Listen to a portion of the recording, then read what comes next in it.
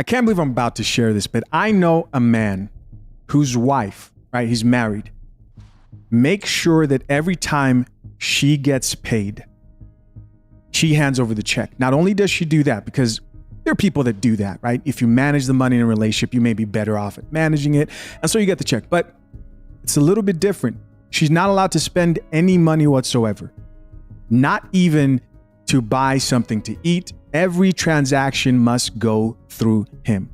And he thinks it's wonderful. A lot of his friends think it's wonderful. And the truth is, that was just a lie. And people who just heard me tell that story would say that that man is extremely controlling. But what would they say if a wife who was the breadwinner ran her house just like that? Well, they'll congratulate her, because that's exactly what happened when Miami's very own rap queen, Trina, appeared on Keisha Kayor's podcast and explained exactly that. Drink the coffee, it'll make you feel better. Good things come to those who wait. I truly believe that. All right. Did you get a prenup? I didn't. Why not? Because my husband brings all of his money to me. So What? I'm in charge. He can't spend a dime without my consent. Can't spend a dime for nothing unless it goes through me. That's that what I'm phone go to talking ringing about. up, that thing go to, I see everything. That's what So, I'm yeah. talking about.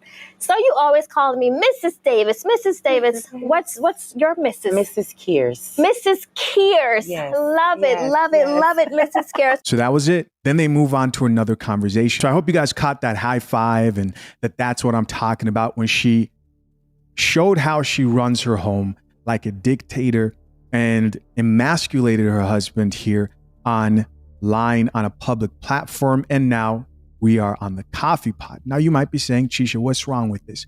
So what's wrong with this? Well, if again, this was switched when it comes to the genders, if this was switched, we know that people would call that right there controlling. Now, listen, I know there's some chick out there who's looking at this going, I don't get what the big deal is. Stop lying. Stop lying. Do not act like if this was a man who said this on a platform that this video wouldn't be first 10 times more viral.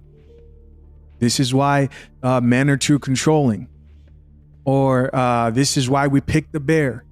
We know this would be a big, huge moment. But the fact that a woman is in that position and she's making sure she's controlling her man. She says, I have the power, right? In short, which really points back to something I say a lot of times. Society wants a complete reversal of what is natural when it comes to dynamics within relationships. And listen, you're allowed to have that. I would disagree and say, I don't think that's the best way to carry relationships. But if you pay close attention to what's called out and what's not called out, unless if you're, drinking coffee here on the coffee pod, then you see what society is okay with. They view this as empowerment. That's why there were a bunch of high fives exchanged during that interaction, and why you have comments who are supporting her saying this and emasculating and disrespecting her husband online like this. For those of you who don't know who Trina is, Trina has been a force in the hip hop world since her breakout in the late 90s. Known for her confident, non-nonsense persona, she's been a figurehead for female empowerment in the rap game. Now, that may explain why she takes that approach to relationships and her marriage, disrespecting her man, which is what a lot of females rap about. When you actually pull back the curtains, we see different stuff with the young Miamis, etc. But listen, you may say, hey, that's her persona. Of course she's going to carry a relationship like that. Okay, cool. But what about the general public who's actually looking at this and thinks that there's nothing wrong with this at all? For example, this female commenter who says, y'all, this is not emasculating. It's called teamwork. Teamwork. They decided to combine their money together in unity, she says. Our community needs this kind of partnership to build wealth and healthy lineage again. So this female commenter says, we need more women in charge of their households and not men who are the head of their households. If you want that, cool. But I'm just here to show you that there are chicks who support this, because this might surprise you, right? This is not me saying that a woman cannot be in charge of finances in the home. Now, I know some people heard that right there and said, well, what do you mean, Chisha? A man should always be in charge of finances. Not necessarily. At least that's not the way I view it. I look at competency and how can we set up a system where we can be the most efficient. There are men out here who have too much pride to let their wife handle something that they may be better at than them. And if you don't know how to delegate as a leader, that there is a deficiency when it comes to your leadership that you want to work on, right? And again, because people like nuance, I'm not saying this should be the norm. I'm saying there are situations where, for example, a man will be running a business and his wife who handle the books just because she's better at that. That's not what this is. This is straight emasculation and disrespect. Here's another user who says, love it, right? So they love to see it. Another woman here says, my dad brought his paycheck home to my mama. She kept the household running smoothly. So now that should be the standard going forward. I don't think so. I do not think so. I mean, even the podcast host supported Trina's stance here in this video. Here's the very unfortunate reality of this situation. Chances are he was hurt by this whole interaction and situation. And I can't see any man who listening to that and going, great, please go do it again. Please go do it again. I can't see any man being okay with that. But the unfortunate reality for her is this. They do not have a prenup. When you do not have a prenup established within your marriage, it doesn't matter how many times you check transactions. It doesn't matter how closely of an eye you keep to what somebody else is doing. If this marriage was not to work out, she would lose out. And I think that's what most people aren't really paying attention to, which will be a highlight if this marriage goes in the trend of most famous marriages. If it unfortunately doesn't work out, then he will get paid. And this is unusual because we know in most cases, a lot of women really protect their funds. They'll call you stingy for protecting your assets.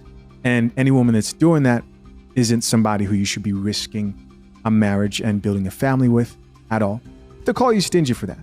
But women in most cases, they don't do this. They're notorious for making sure that they cover their tracks. Reminds me of a conversation I had with the lead attorney about this very subject. Although I will tell you, in these last few years, way more women now are getting prenups.